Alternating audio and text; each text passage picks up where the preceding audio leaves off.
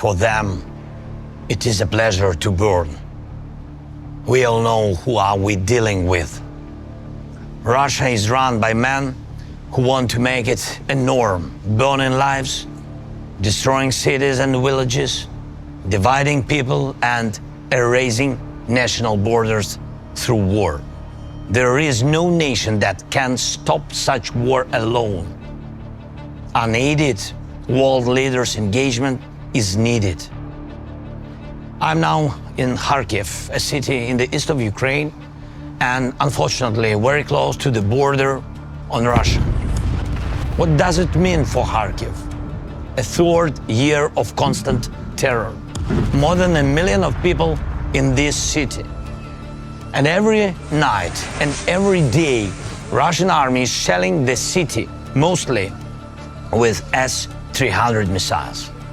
These are air defense missiles which Russia employs to terrorize the land. There is not a single district or street in the Kharkiv that hasn't suffered from this regular cruelty.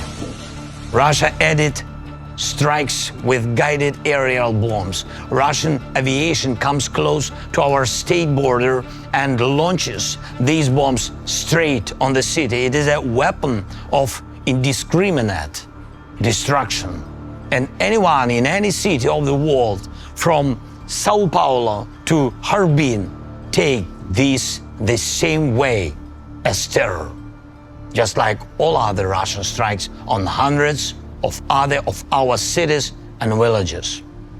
Some of them, once booming with life, are now burned to ashes, people less. A burnt out emptiness, the most horrible consequence of war.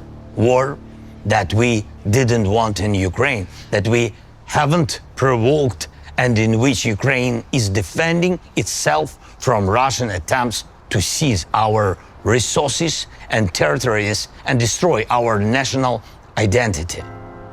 And the world sees it.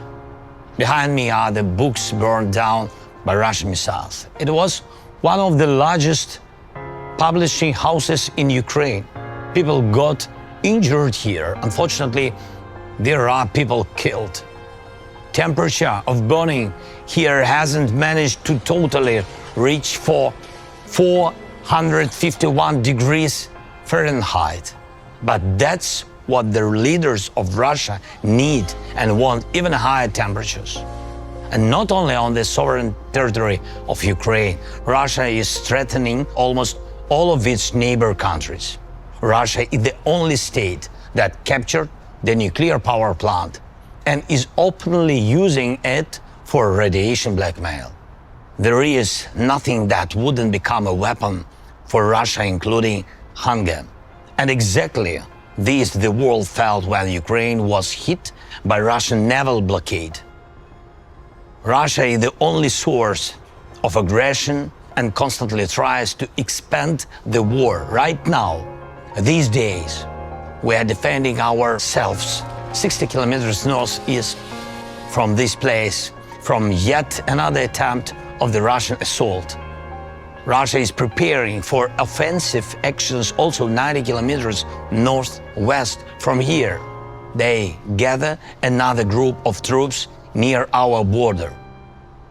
The one who does all this doesn't want peace. Does Russia want a dialogue? Ukraine had the world's largest experience of lies from Russian during negotiations.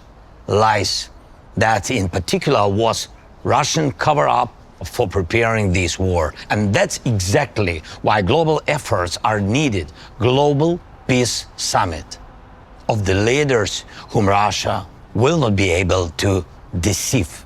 Summit that will show who in the world really wants to end the war and not just claim the ceasefire, which will inevitably be broken by Russian rockets and artillery, just like as it was dozens of times before. Together with Switzerland, we are preparing such summits. It starts on June 15th. More than 80 countries confirmed they will come. And we continue to work with the leaders, inviting them to join the summit. I thank everyone who really helps to bring the peace.